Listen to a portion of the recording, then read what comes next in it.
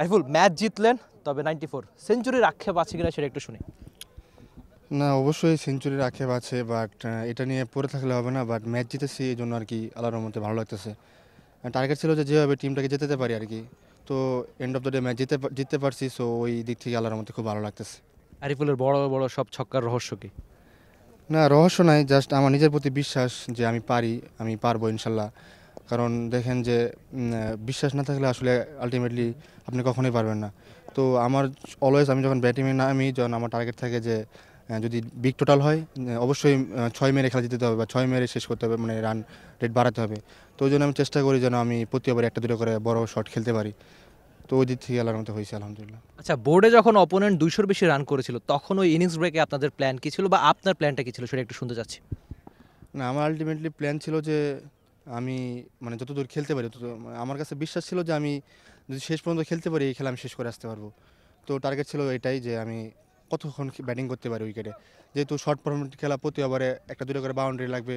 তো আমি তো পারি বাউন্ডারি মারতে, তো ওই চেষ্টাটাই ছিল আর কি। জিসান একটু আগে আপনার প্রশংসা করছিল, তো এখন আপনার মুখে জিসানের ইনিংসটা নিয়ে শুনতে চাই। ও সেঞ্চুরি বলো, আপনি পেলেন না। না, আসলে ওর জন্য শুক্রিয়া, ও অনেক ভালো ব্যাটিং করছে আলহামদুলিল্লাহ। আর সবাই জানে যে ও অনেক ভালো মারতে পারে, ওইটাই আজকে শো করছে, ওর ক্যাপাবিলিটি শো করছে। আমরা জানি যে ও কতটা ভয়ঙ্কর হতে পারে যে ওর দিনে, সো ওইটাই ও দেখাইছে।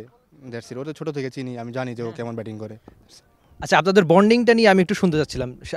সেটা কেন বলছি, পাশের মাঠে আমি গিয়েছিলাম, তখন মারুফের সঙ্গে আমার কথা হচ্ছিল, তো তিনি আফসোস করছিলেন, ভাই জিসান সেঞ্চুরি পাইলো আরিফুল পাইলো না, খুব খারাপ লাগতেছে তার নাকি। তো এই যে আপনাদের বন্ডিং, সেটা নিয়ে একটু শুনতে চাচ্ছি। আজকে নিশ্চয়ই রাতে অনেক আড্ডা হবে ইনিংসটা নিয়ে, বা আপনাদের এই বন্ডিংটা একটু শুনতে চাচ্ছি। আসলে 2টা বছর একসাথে ছিলাম, আর মারুফ তো আমার বিকেএসপির ছোটো ভাই। তো ও খুব ভালো একটা ছেলে, সবসময় মানে অনেক মজা করে আমার সাথে।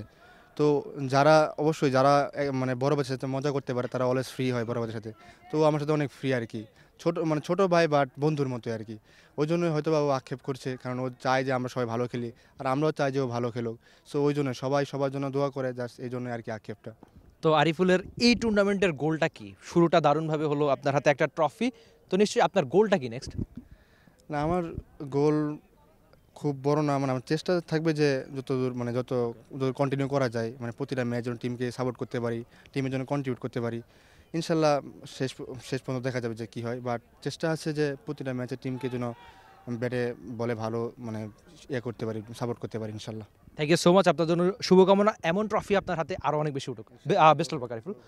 আরিফুল ছিলেন আমাদের সঙ্গে, দারুণ একটা ইনিংস খেলেছেন, 90 পেরোনো ইনিংস ছিল তার ব্যাটে, তবে আক্ষেপ নেই যেহেতু দল জিতেছে, দারুণ একটা ম্যাচ।